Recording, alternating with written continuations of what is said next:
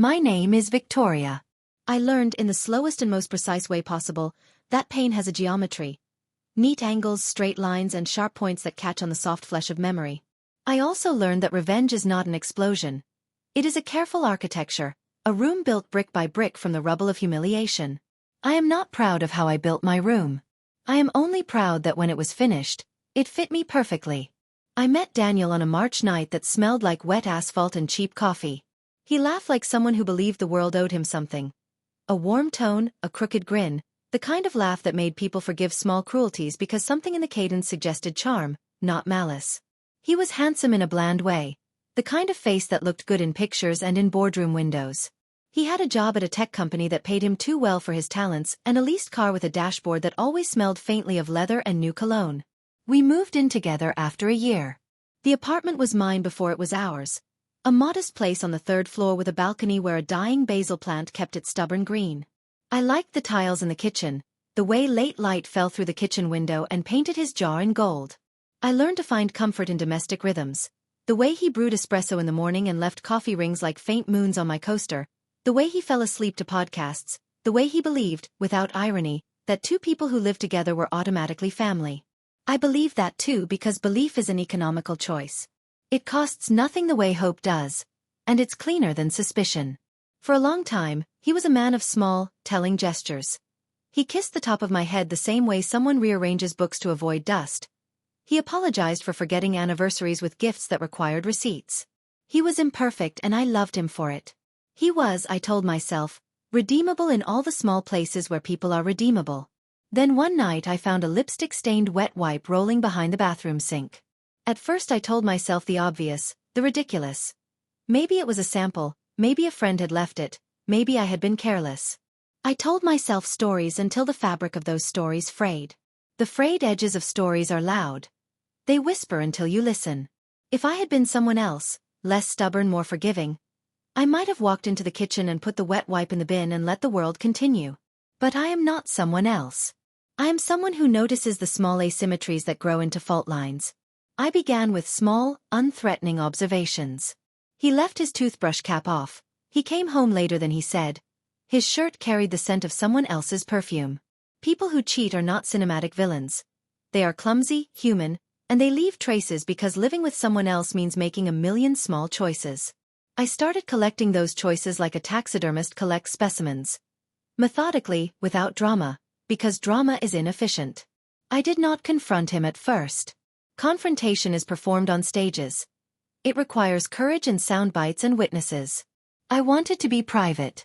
I wanted to build before I wrecked. So I recorded. I took photographs. I kept a catalog in an encrypted folder under a name that would seem insignificant to anyone who might one day look. Basil under 2019.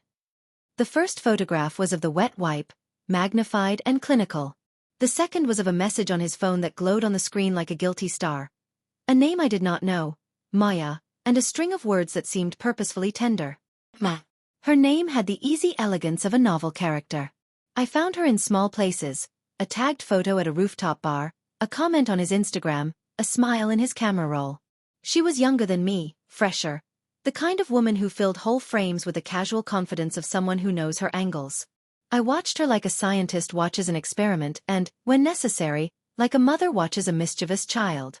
The more I watched, the less she was an object and the more she became a plot point in my architecture. People often imagine revenge as a mad, theatrical cruelty. Poison in the cup, a foot on the throat. Those images make good films. Real revenge is less glamorous. It is about removing the illusions that keep a person upright. My plan wasn't to punish his body, it was to dismantle the scaffolding of his life. Reputation, security, self-image. You cannot rebuild someone if their bones are still intact. You rebuild by pulling away the outer supports until the structure is left to answer for itself. The first brick fell when I leaned on lawfulness. I had an invoice dispute, a matter small and tedious, with the company he worked for. I called their HR department, feigned concern for a matter of ethics, and spoke in hypotheticals. I did not fabricate facts. I arranged evidence so that it all pointed one direction. People who guard reputations do so because reputations are the currency of their careers. I learned to move money in that currency without showing my hands. It is important that you understand. I did not hack servers or tap calls. I did not force passwords or plant physical evidence. The difference between a melodrama and a true psychological strategy is that I never did anything that could be proved as malicious. I used the truth, carefully selected, and placed it where it would cause maximum collapse. I sent his boss a copy of a photograph. Daniel laughing with Maya at a bar, his hand on the curve of her waist, his mouth saying what men say when they think they are safe. The photograph was taken from a table in our apartment building's courtyard window. Legal, public, undeniable. I attached a note. Just thought you should be aware. No accusation. Just a picture that explained everything without a single extra word. Daniel called me at midnight after that. He whispered apologies that tasted of panic. He said my name like a guilty child. I said nothing. There is a particular kind of quiet that rewrites the rhythm of a home. Silence becomes a kind of presence, a physical thing that occupies the air and demands attention. His boss called him in and asked for an explanation. He flubbed it, because panic makes liars jittery and sloppy. His answers were small, brittle, and the kind of thing executives recognize as trouble. They put him on leave pending investigation. They cited conflict of interest. Men in suits who once smiled at his PowerPoint now held their hands up like surgeons before a difficult operation. This was an escalation but an indirect one. I was not yet finished. It would be dishonest to say I felt no guilt. I felt it like a throb in my molar, sharp, insistently dulling, something to be numbed. Guilt, I discovered, is simply empathy turned inward. You can either let it cripple you, or you can use it to measure the cost of what you are doing. I measured, and the tally was grim but acceptable. The next phase required me to be thinner, less visible. I started leaving small anonymous notes where his friends would find them. A bouquet of lilies with a note, "Truth blooms." An anonymous email, addressed to the woman Maya, in which I described, in clinical detail, how small the promises of love sometimes are. I wanted Maya to feel the vertigo of someone who stands on a cliff, and only then realizes the cliff is not a metaphor. She didn't react publicly at first. She unfriended him, then messaged him privately. The messages leaked, because the world loves gossip and because we live in a culture that monetizes the fall of men who were once admired. Friends took sides. People whispered. The scaffolding around Daniel tilted. He was not a villain. He was a frightened animal whose fear made him clumsy.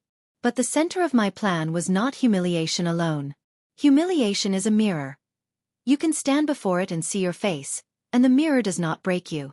I needed to make him answer for his choices in a way that would matter. His career mattered to him. His social capital mattered. So I aimed there. One Thursday morning, a package arrived at his office. Anonymous, thick, a manila envelope with a single sentence typed on the top page. There are patterns. Follow them. Inside were photographs, messages, receipts, and a ledger-like spreadsheet I had compiled. Phone logs, late-night expenses, hotel bookings that matched the evenings he claimed to be working late. None of it was forged. None of it was illegal. It was a trail that, if followed, made him look careless and immoral. HR called him back. This time, they were not gentle. I knew what would happen next because human institutions are predictable. An official meeting, a document, a chance to explain. He tried to explain. He lied. People lie badly when backed into corners. His lie was the rope that suffocated him. He lost his job, and with it, 1,000 little privileges that had made his life comfortable. The floor opened under his feet. But losing a job is not the end of a man who knows how to survive. It was a victory, but only a partial one. The hardest thing was watching him in the first weeks after. How he moved through our apartment like a ghost. How he apologized with a kind of politeness reserved for overdue library books. He would sit at the kitchen table and look at me with a strange admiration, as if he were studying the spleen of an animal he didn't understand. Once he asked me why I had done it. He was naked in his curiosity. Because it needed to be done, I said. That answer did not satisfy him, so he tried to bargain. Bargains always reveal a person's true math. In the quiet nights, I rehearsed the scene where I told him everything. I would expose the ledger, the emails, the pictures, lay them like cards on the table and watch his face read them in order. It would be satisfying. But plans are rarely as delicious as the work to make them real. A more gnawing pleasure presented itself, watching him unravel while I remained centered. There is an art to indifference that is crueler than any blunt assault. What I did next was the part of the story that requires careful phrasing. I will not tell you I set fires or ruined people illegally. I did not. I seeded doubt, let it mature. I spoke to his mother, delicately, with the brutalism of someone concerned for her daughter-in-law. I suggested he might benefit from counseling, and I recommended a therapist with a reputation for discretion. I did not speak ill of him. I made him look unstable, which in the eyes of some is far worse. I played other roles too. The supportive girlfriend who wanted him to get better, the friend who proffered resources, the woman who buys groceries with a steady hand. When men are unmoored, people offer them lifelines. I offered him the ones he would accept: community service, therapy, a chance to rebuild. He gladly took these threads, because redemption costs less than honesty. There was one thing he didn't foresee. I had grown inside of the experience. I had learned patience, strategy, and most importantly, the value of self-possession. There is a particular power in being the person who gets to decide the end of the story. He had thought the end would be shame and perhaps my leaving. He had thought he could contain the damage. He was right that some things are contained, and wrong that he would get to choose how. 3 months in, I executed the final act. I had recorded, over many late nights, a conversation he had with Maya. He spoke carelessly about our relationship, about how he felt trapped, about small resentments that sounded ridiculous when spoken aloud but are, sometimes, the mortar in a crumbling building. He admitted, with bourbon on his breath and the dim light of self-importance, to things that made him look small. I played that recording to his colleagues, not by leaking it online but by presenting the truth to those whose approval mattered most to him. People who once admired him now recoiled. The company, which had once propped him up with praise, now had reason to distance itself publicly. The final unromantic blow was the cancellation of his consulting contracts and the withdrawal of a pending promotion. He watched these things happen with a clinical dullness that concealed a more combustible interior. He began to drink in earnest. Alcohol will show you the things you have hidden from yourself. It showed him everything. He started missing appointments. He stopped washing his shirts. He would lie awake in bed and replay my face like a movie he could not turn away from. I could have chosen violence. I could have broken more than his career. But I find that true cruelty is not the use of force but rather the removal of illusions. I preferred to become an absence he could not fill. I wanted him aware at every step that his choices had consequences, and that consequences were not arbitrary. They were architectural and they fit. There was a night, after his fall from grace, when he found the Basil under 2019 folder on my laptop. He accused me with a small, animal plea. Why? He asked again and again. He was not asking for an explanation. He was attempting to bargain with the idea of my humanity. You cannot buy back the past. I told him a truth I had not yet said aloud. You were never mine to keep, I said. But you were mine to choose to leave. He did not understand the distinction. People often think possession and love are synonyms. They are not. Possession is the wooden fence you build when you are afraid of an open field. Love is the field. He had made a house inside the fence and then left the gate open. After the storm, something unexpected happened. I did not feel triumphant in the empty way revenge is usually painted. There was no gloating, no final cackle in the rain. Instead, there was an odd stillness, like being underwater and suddenly realizing the water had drained away. He moved out. I made a ritual of packing his things. A sweater with a moth-eaten sleeve, the mug he had left on my nightstand with a lip of coffee congealed, the little things he thought would keep him anchored. I wrapped them up neatly and left them at the curb, because that was where objects without meaning belong. People asked me why I had done it. They wanted a narrative. Scorned woman, scalding revenge, redemption through ruin. I told them, because I wanted to remember what I could be without him. That answer sounded like a platitude, but it was true. Friendship and love are not the same. Sometimes you have to destroy a version of yourself in order to find a version that can live. In the months that followed, I rebuilt my life in quieter ways. I planted new herbs on the balcony, rosemary and thyme, resilient, fragrant, and I learned to sleep on my own side of the bed without memorizing the empty space where someone else used to be. I started learning German, because learning a language is the most intimate way to reclaim your voice. I worked late into the night on freelance projects and paid off the debts his short-term generosity had accrued. I dated marginally, awkwardly, and with the reckless delicacy of someone learning to trust taste buds again. Daniel contacted me once after everything. His email was sober, measured, apologetic in a way that seemed rehearsed. He wanted to know if we could meet to talk things through. I wrote back a single sentence: I have already talked things through with myself. That is not a refusal. It is a boundary. People sometimes mistake boundaries for cruelty. They are not. I do not tell this story to revel in someone else's ruin. I tell it because all the mythologies about revenge and justice are poor maps of the human heart. They tell you that revenge resolves, that it makes you complete. It does not. What it does is transform. It forces you to be someone who can make choices under duress, someone who learns the discipline of consequence. There is a part of me that would be dishonest not to confess. When I see him at the grocery store now, older in a way he doesn't like, carrying a basket like a man carrying his economy alone, a tiny part of me enjoys the sight. Not cruelty, not even satisfaction exactly. It is more like a confirmation. An equation balanced. He is intact, and so am I. He is learning what his body knows without the scaffolding of approval. I am learning what my body knows without the overlay of someone else's voice. People asked whether I had forgiven him. I do not think forgiveness is always a matter of the forgiver and the forgiven. Sometimes forgiveness is a quiet agreement between the parts of you that survived. I forgave the possibility of mercy because mercy made living lighter. But I did not absolve the deed of its consequences. You can give mercy and still keep your boundaries. If you ask me whether I would do it again, the answer is complicated. I would do some of it, not all. I would be wiser about the cost. I would be crueler with my expectations and kinder to myself. Revenge taught me that people are not puzzles to be solved but mirrors to be held up. They will warble the image you give them.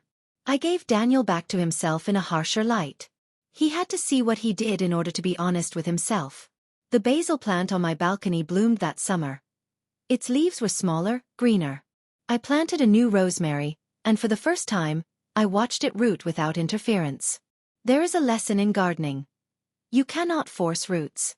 You can only provide the conditions, and then you wait. Sometimes, late at night, I imagine a conversation with a younger version of myself. I would tell her with the bluntness she needs, that love is not an ownership document.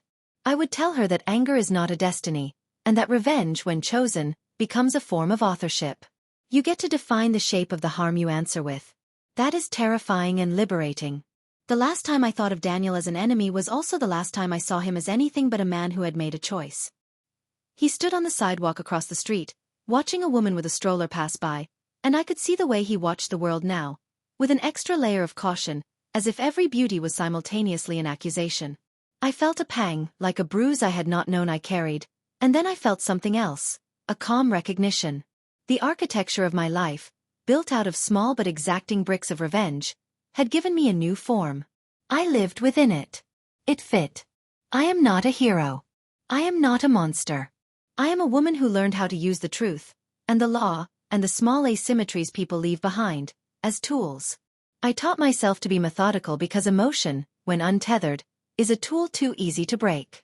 My victory was not the spectacle of his fall. It was the restoration of my own narrative. I got to choose how the story ended.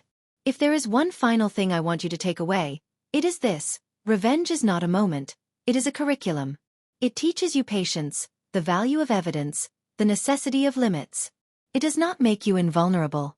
It makes you accountable. I am still small, fragile, selfish sometimes. I am still capable of mistakes. But I am also someone who remembers exactly how to build a room out of the ruin someone else left behind. And I now prefer the light that comes through my own windows. They told me revenge changes you. They meant it like a warning. I wore it like a stain that wouldn't wash out. After Daniel left and the sessions and the tidy eviction of everything he had brought into my life, the apartment settled into a quieter geometry.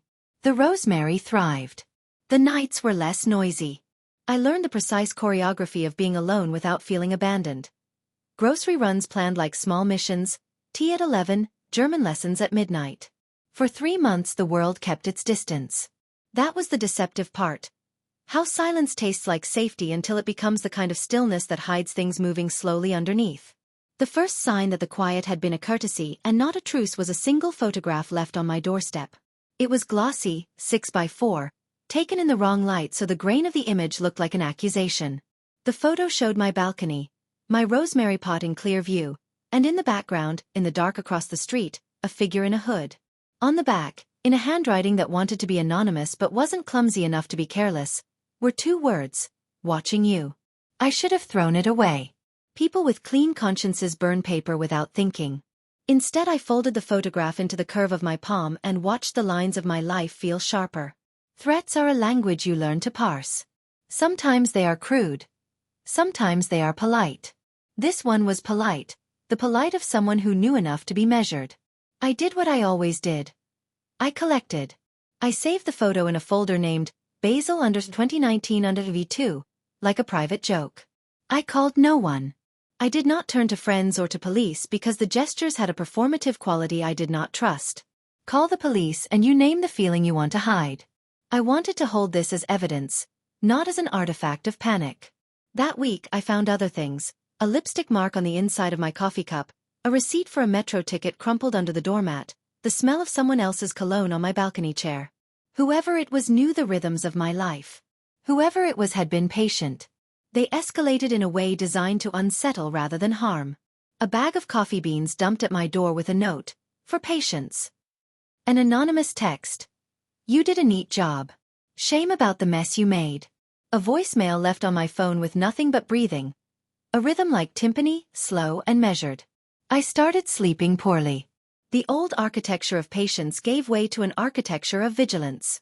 I set small traps, lights left on, a camera propped behind a ficus, the kind of invisible surveillance that felt obscene until it felt necessary. I listened to the creak of the stairwell like a surgeon listens for a failing heartbeat. Patterns are where people get predictable. I had been a student of patterns. Patterns had won me the first war. I would study them until I won the second. The first person who came to see me after the photograph was not a threat. His name was Alex, a new neighbor who worked nights as a nurse and had an awkward smile.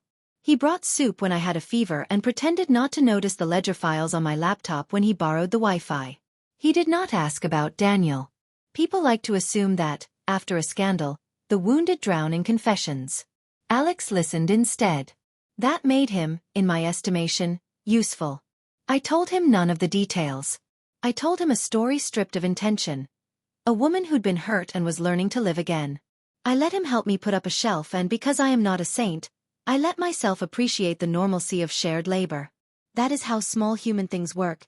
You let someone in through furniture and then, sometimes through silence. But there were other noises. One night, the ficus camera caught a figure on my stairs at 2 in the morning. The footage was grainy, an outline with a hood, long hands, small steps. The person stopped at my door. Fingers felt under the handle as if searching for something. They left a scrap of paper that read, "You were precise before. Now you are sloppy." Sloppy. The word had a moral opinion sewn into it. It implied a lapse.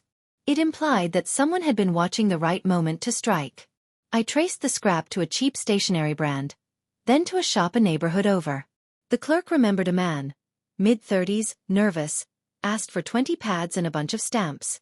I had learned to work within the seams people leave, receipts, faces, the assumption of anonymity. The clerk's description was not enough on its own, but it was a direction. I put together a list of men who had reasons to watch me. Daniel's old friends, colleagues who'd been embarrassed by the photos, a few men who had been polite at parties and said stupid things in quiet corners. I called a friend who ran a small private security firm, not to hire but to consult. She gave me options that required money and people. I gave her the photograph and asked only for the names of a couple of local, discreet investigators who owed her favors. One of those investigators called back within a day. His name was Tomas. Tomas was not handsome. He had a face like a cliff, unexpected, rough, hard to read. He told me he specialized in domestic persistence cases. He said it like a professional would say, landscaping. He asked simple questions with the polite patience of someone who knew how to push without shoving. He told me he had traced the phone used to send the anonymous photo to a pay-as-you-go bought at a kiosk 2 stops from my building. The registration had been paid in cash. Cash makes them feel safe, Tomas said into my kitchen light. It means nothing if you have the patience to follow the trails they leave with their feet. When he said the name of the man who'd bought the phone, it was a name I knew, Tomas. Same name, different person, but the coincidence was a knife. Tomas who? I asked. He looked at me for a long time then said, Tomas Kovac. Used to run in Daniel's circle. Quiet, smart, protective. Kovac. The name reopened an old bruise. He had been Daniel's best friend in college, the kind of friend who lent money and protected secrets. Daniel had depended on him for small cruelties. Kovac had been the kind of friend who cleaned up after a spill and kept quiet about the stain. "We can set a trap," Tomas the investigator said. "We can make him come out. I am not a woman who sets traps for strangers because she wants to. I am a woman who sets them when the logic fits and the cost is clear." We set the bait. A blind, untraceable account with an old photo inside it that looked like the kind of vindictive thing someone might want to see, and I left the photograph in an envelope addressed to myself but with a variety of outward marks, the handwriting, the stamps, the cheap stationery. I let the envelope sit on the table where any passerby could glimpse it through the window. 2 nights later, the camera in my ficus recorded Kovac on the stairs. He moved differently than the hooded figure. He was cautious and precise. He knocked at my door like someone who wanted permission. I had the investigator and Alex ready, and the police on standby, a dance I had never wanted to choreograph but had been forced to learn. Kovac did not come alone when he finally entered my building. Daniel was with him. They spoke like men who had rehearsed a script. Daniel's eyes were wet and wild. Kovac's were hard and flat. They decided, between them, to reclaim some narrative. The old friend had convinced the guilty man that there was a way to weaponize the unknown, to buy a few threats, escalate them enough to scare me into silence, and then reassemble the pieces when the fear had done the asking. "They wanted you to break," Daniel said when Kovac's back was turned and a voice recorder in my jacket was humming faintly. He said my name like a plea. "Vika, we can fix this." "We can. Fix." I repeated. My voice when I'm very calm is worse than a shout because it carries an economy of meaning. "You mean pay me to keep quiet? Or make me complicit? You mean ask me to pretend the world is still the same so you can slouch back into it?" Kovac stepped forward and something in his mouth looked like apology wrapped in strategy. He told me they had been scared. They said the chaos had been worse for them than for me. Daniel, for his part, had believed, foolishly, desperately, that if he helped manufacture a few scares and then place the blame elsewhere, he could buy the thing he wanted most, a reset. "You think that'll fix it?" I asked. The man who'd once kissed my head and muttered promises of "we're fine" looked like a child shivering under a blanket. "We can make it right," he said.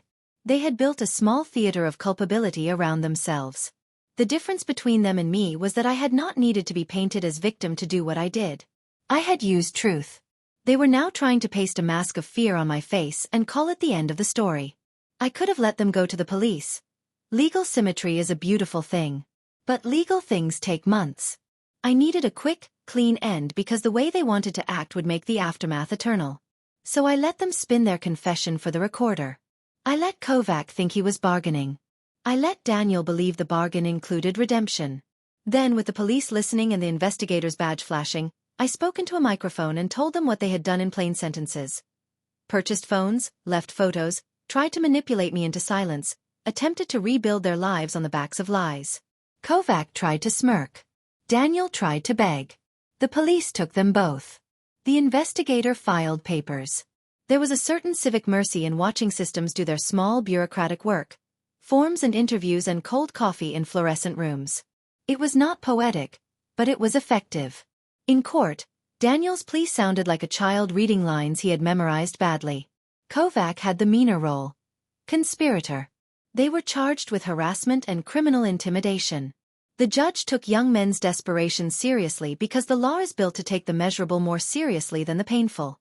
I sat in the back and felt more like an architect than a victim. I had created a structure that admitted light and then watched that light pass through without melting me. After the verdict, a mixed one, as courts are rarely as decisive as novels, life resumed its quieter claims. Daniel sent one last email from a halfway facility asking, in small, dishonest pen strokes, for forgiveness. I sent back a photograph of my rosemary, root and new shoot visible, and wrote only, "Grow." When the last papers were filed and the last phone call threatened and faded into silence, I realized I had learned something deeper than vengeance or victory. I had learned to keep my own name. To protect it, to guard it, to refuse for it to be negotiated away in the nervous calculus of others. People would still do harm. Some would apologize and some would not. My task was not to make the world safe but to make myself accurate. Months later, Alex and I sat on the balcony. The rosemary had survived winter and was showing green again. He asked me about the recording, about the way I had handled the men who had come for me. I told him about pattern recognition, about traps and patience and moral accounting. He listened and then, like any decent human, he reached out and took my hand. The contact was small and specific and, for once, uncomplicated. "Are you afraid?" he asked. "Sometimes," I said. "Mostly I'm careful." He smiled, and some of the edge of me softened. It was not healing. Healing implies a before and an after and a tidy seam. It was more like repatriation, an unlearning of the belief that my life could be decided by someone else's willingness to be honest. I did not write a manifesto. I did not become a crusader. I learned instead to live in the house of choices I had built. I guarded my windows, not because I expected storms, but because I had learned to prefer the light that came in on my terms. If you want a moral, take this. Revenge changes the world around you, often in ways you can predict and sometimes in ways you cannot. But survival, the sort that leaves your hands unclenched and your name intact, that is something you can plan for. It is the quiet architecture of a life that no longer answers to other people's stories. When Daniel's trial ended and the men I had watched for so long were finally reduced to footnotes in a public record, I planted a second rosemary. It was smaller, delicate, stubborn. I put it next to the basil's new cousin. I watered them at dusk and let the sun do the rest. Victory, in the end, was less about the ruin of those who hurt me and more about the room I had refused to let them take away. A small, furnished space in which I could be patient, precise, and wholly my own.